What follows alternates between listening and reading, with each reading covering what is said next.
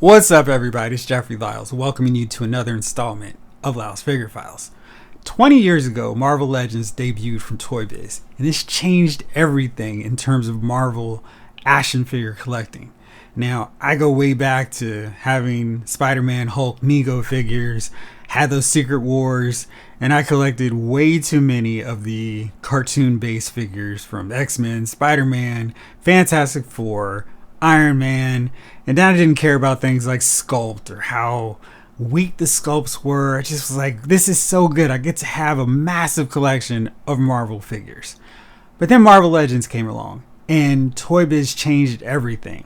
They provided great sculpts, outstanding paint details on their figures, and best of all, the most articulated figures we'd seen up to that point. And it changed everything. And it was so cool being able to have an Iron Man that had so much articulation, that didn't just have arm articulation. It had double jointed elbows, double jointed knees, could hit flying poses, could do all kinds of different things and still look good. And then you could take the plate off and show his face. I mean, it was so much of a game changer in terms of action figures from what I had been used to. And for 4 years, Toy Biz cranked out amazing figure after amazing figure. Now, were they all home runs? No, of course not. The Black Panther and Wonder Man sharing the same sculpt was pretty questionable. But for the most part, the line was amazing. And they went off on a really high note with their 2-packs face-off figures. They featured some of the best versions of Daredevil, Punisher, Kingpin, Captain America. So many great figures. And then Hasbro took over the line. And we were really excited as a collector community at that point because no one wants to see a great line end. It's just like, no, we had so many more figures to get. So when Hasbro announced they were picking up the line, it was great because then we could continue fleshing out our wish list and hoping to cross off some of those guys that we desperately wanted in our collections. But all that excitement quickly faded the second we saw the Toy Fair images of the Marvel Legends from Hasbro. These sculpts were not at the same quality as what Toy Biz had been putting out from day one. The paint jobs, nowhere near as detailed, no more washes. They were just kind of, here you go. The part choices were odd. They had slapped in these really bad elbows and knee joints that were blocky. They made the figures look really weird. And worst of all, the articulation was just nowhere near the same level. And even if they had the same points of articulation, they didn't move nearly as smooth as what Toy Biz had done. And Hasbro eventually figured out that maybe this is not the best arena for us. Maybe we need to take a pause, not release as many figures. Let's come back stronger. And then this coincided with the arrival of the Marvel Cinematic Universe, where Hasbro realized there's money in us getting these figures done properly to attract all these people who are into the movies and all these lapsed Marvel Legends fans, all these lapsed comic book fans who want to buy figures of the characters that they enjoy reading about from all these decades in the past. And I think the real turnaround for him was when we got that Build-A-Figure All-Father wave. It felt like a return of what Toy Biz had established. And there was no Scarlet Witch here. There was a gorgeous Scarlet Witch. Thor was massive. He looked cool. And it felt like, okay, you guys have got it. And from that point on, Hasbro really hasn't looked back. They've created so many figures, so many different ways where we're complaining, slow it down. You're putting out too many figures. But I decided to just take a look back and see where they started to where they are now. And there were so many figures that Hasbro tried on that first go round, and they really dropped the ball or just couldn't deliver, that they have since made definitive versions of these characters. So we got the Fantastic Four, Doctor Doom, Silver Surfer, Quicksilver, Sensational Spider-Man, Guardian, Crossbones, Punisher, Black Bolt, Daredevil, Nova, Claw, Arnim Zola, Drax, Hydra Soldier, Red Hulk, Union Jack, Wolverine, Vision, Black Knight, Madam Hydra. There's so many characters. And if you look at what Hasbro started off with to where those figures were improved, it's like night and day. But there's still a few figures left. And when I say a few, I mean there's probably about 20, 30 that Hasbro still needs to go back around and give us their updated version. Now they've got this personal challenge to make better versions than what Toy Biz had produced in some figures. But there's still a decent amount of Hasbro Marvel Legends that need fixing, upscales, improvements, whatever the heck you want to call it. They need some upgrades. So I'm going to break down those figures right now. I'm going to start off with one honorable mention just because I wanted to cheat right away. And that one's She-Hulk. And you got to figure with the Disney Plus show coming, she's on the radar. We're going to get some more She-Hulk figures. So I didn't put her as a definite figure on my list, but those original Hasbro ones were real shaky and just awful looking figures, bad articulation. Now at least She-Hulk had a great head sculpt, but geez, the rest of her was just bad. And we haven't gotten a really good She-Hulk figure. We need one that goes with the Avengers. We need one that goes with the Fantastic Four. We just need more She-Hulk figures. So yeah, and I know they've done that gray and sort of green version, but I'm talking classic. I'm talking Avengers and Fantastic Four version, not contemporary modern version She-Hulk. So next up is Ronan the Accuser, and he was one of the first figures that I really wanted, but I was so disappointed in how that Build-A-Figure turned out. I was like, nope, not getting these figures. I don't care. I'm just not biting. And I think Ronan's a way too important character. He's a Kirby Fantastic Four villain, so I mean, why does he not have a new one? And I don't think he needs a deluxe packaging, definitely not deluxe pricing, but he's a figure that we need because he's such a prominent presence still in the Marvel Universe. And he doesn't change up his look too much, but I prefer to get that classic fighting the Avengers, fighting the Fantastic Four look because the dude is impressive and he can fight a whole team, which is great. That's definitely something I look for in all my villains. So that's out the way. Number 10 is a figure who really needs an update. We got one based off of a more modern look, but I need one with her classic Defenders attire. She's also prominently featured in the MCU, sort of, kind of. It's Valkyrie. We got a really okay figure back when we had the early dark days of Hasbro's run, but this figure had really small stick legs. Just isn't a great figure overall and is definitely in need of improvement. Hasbro has really done great strides in terms of knocking out the Defenders. We've got a better Hulk, Doctor Strange, that Walmart version, which is definitely in the running for me as one of the top 5 Marvel Legends figures so far in 2022. We've got Namor, got Silver Surfer, we've even got Hellcat, we've got just so many figures, so many from them. Nighthawk, you name it, we've got a bunch. But Valkyrie is one of the core members of that team. And the modern version that's kind of, super tall like an Amazon doesn't work. The original Hasbro version also doesn't fit. We need an enhanced one that looks better, that fits in and flows far stronger with the modern updated versions of these classic Defenders, because she's the most glaring absence at this point. So big cape, sword, if you want to do a deluxe set, put her horse with her as well, I'm all for it, but we definitely need Valkyrie. Coming in at number 9 is my man, the most underserved Avenger, who is constantly made to be a punching bag because of one questionable choice. It's my man Hank Pym, this time in his Yellowjacket attire. Yellowjacket's a great character, great switch for Hank. Gave him different power set, made him more aggressive. You see his role in Avengers Earth's Mightiest Heroes. They did a really good job with Yellowjacket. Yellowjacket needs a better figure. It's got those bad ball joints, got those terrible knee joints like I mentioned earlier.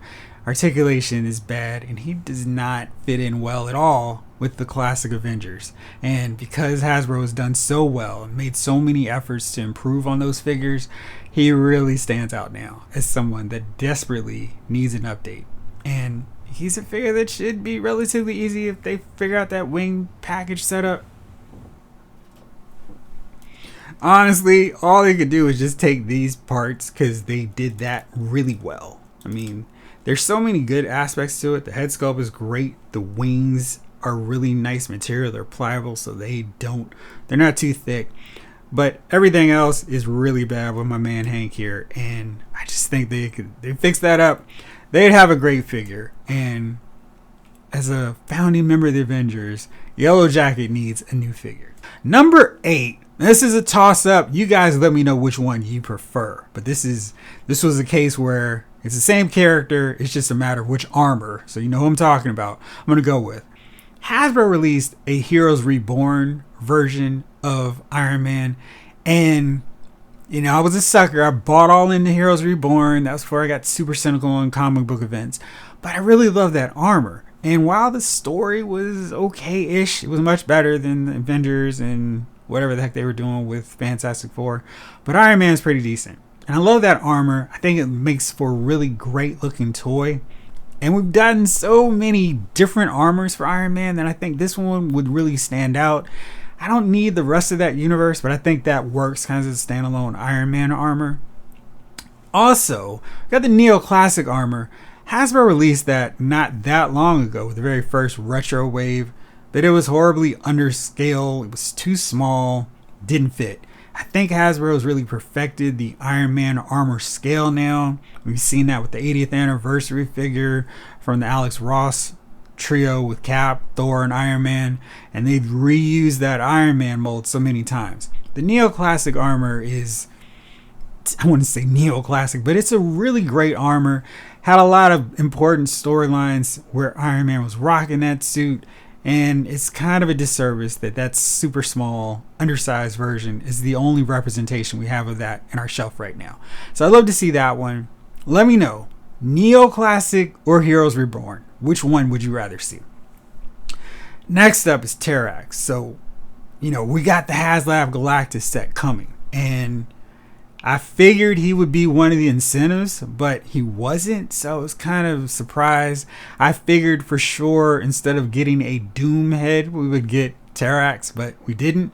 So clearly we need him. Somebody can fight the Silver Surfer, Fantastic Four, the Avengers, whoever the heck you need him to fight, even the New Warriors. He's there, and he's a character that I don't think requires a lot of extra work. Just give him a rock base that he can actually stand on, and the rock can stand up on the shelf without falling over every 5 seconds. That would be good. But Terrax is a great villain, and someone that I think Hasbro's learned so many lessons in terms of improving sculpts, paint jobs, etc. He would look really good right now. So Terrax definitely needs to get done sooner rather than later, especially with other heralds coming out later on this year.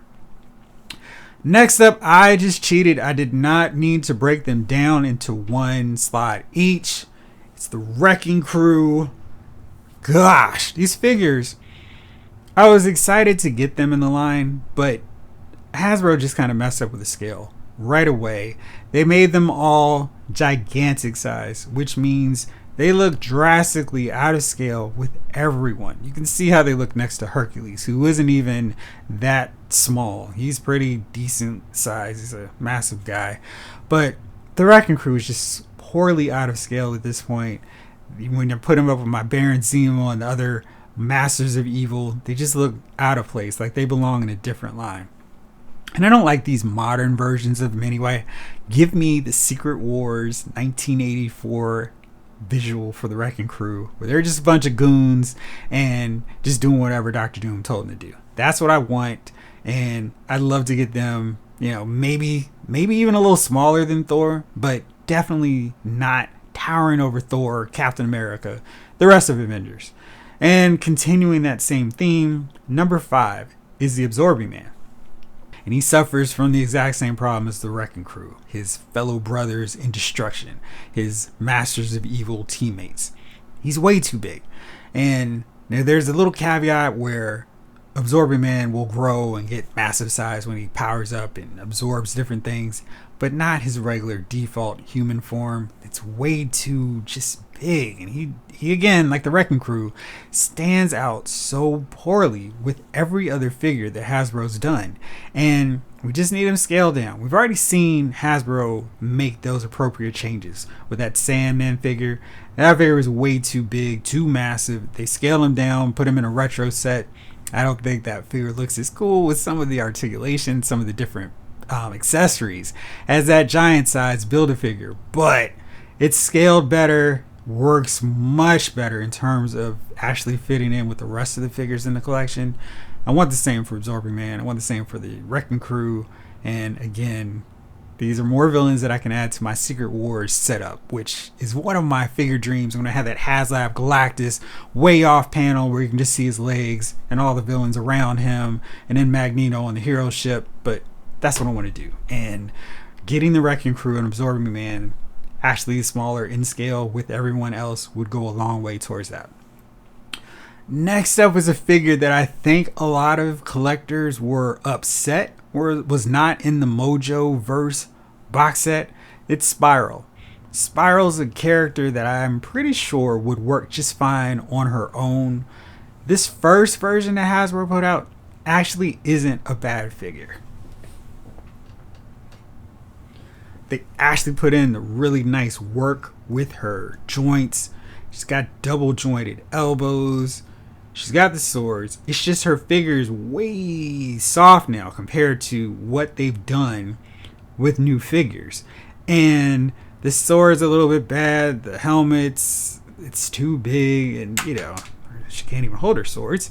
And you can see where Spiral can be improved. And I think that they would do a really nice job going forward with a new Spiral figure, with the new technologies they've learned, figuring out a better way to implement the arms so you can actually move them, hold all her swords, and fight Longshot and stand next to the new Mojo that's coming.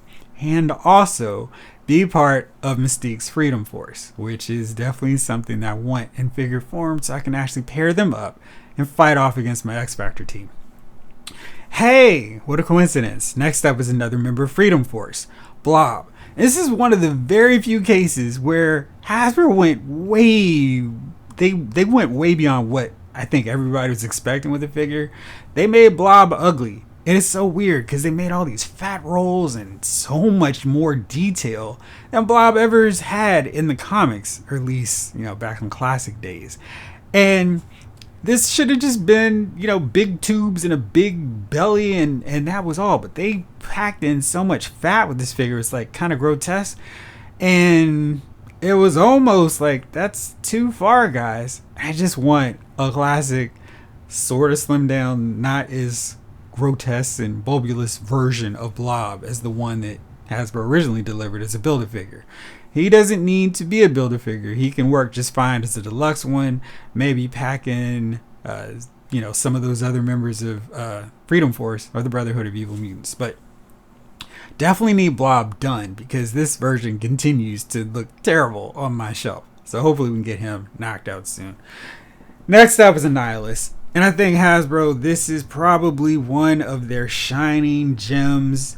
This is a really well done figure. You can see the sculpt is outstanding. They've got some new bat wings with the Venom with the wings, so this should be an easy inclusion. The head sculpt's great. The detail, they really put a lot of work into this, but the paint job is where it lets this figure down. And there's some articulation points that we would kind of expect. There's no waist articulation, for example. There's no swivel with the wrist either, and no ankle articulation. So there's a few missing points, but this is a guy who really should be a prominent villain. He's definitely factored in against the Fantastic Four, but you could also put him against Nova and just have him rolling as your main villain of Annihilation, and he could be a good centerpiece in your collection because of how great he looks. I think this figure is a case where they could figure out a way to add in those missing articulation points. They wouldn't really need to do too much because I think they really knocked out this guy. This was probably the best figure that Hasbro put out, and he just needs a better paint job and just a few tweaks to the paint. But that leads us to number one, who is zero, absolutely nothing. He is one of the worst figures that Hasbro did, and shares nothing in common with the great work that they did with Annihilus. You know exactly who I'm talking about, because anytime I get to mention him in this category, in this kind of selection, hey, whether it's a missing team or this figure needs to get redone, I am of course talking about Banshee. This guy is bad, the epitome of everything that Hasbro did when they started Marvel Legends. The dude is known for his collar, no collar. He's got one head sculpt, a yelling one. And the dude's not always yelling. That's what he does when he uses his power. Not just to have a conversation with Cyclops about, hey dude, can you pass me a beer? His wings, I think they did as best they could. And honestly, this was a pretty decent implementation of that. But it's still not great. He's got those wonky hips, the bad knees. It's just a bad figure all around. And they've done so much better with the X-Men. We've gotten great versions. Like, I don't need another Sunfire. Don't need another Nightcrawler, Storm, Colossus. We've got them covered from the giant size X-Men era. But we need the last member of that team. It's Banshee. And Banshee desperately needs a new figure, one that actually looks like he belongs to this Hasbro Marvel Legends X-Men team. And since he's the last member, he's even more glaring. So that's it. That's my top 10. Okay, so to recap, my honorable mentions: She-Hulk, Ronan the Accuser, and then number 10, Valkyrie. Number 9, Yellowjacket. 8, Iron Man. You help me decide. Heroes Reborn or Neoclassic Armor. Number 7, Terrax. Number 6, The Wrecking Crew. Number 5, Absorbing Man. 4, Spiral. 3, Blob. 2, Annihilus. And number 1, in my heart and so many X-Men fans who desperately want to complete the all-new, all-different X-Men team, Banshee. Let me know what you think. If there are top 10 Marvel Legends that Hasbro originally cranked out that you want to see replaced with a far superior version in your shelf, drop a line in the comments. Thank you as always for watching. This episode of Loud's Figure Files has been filed.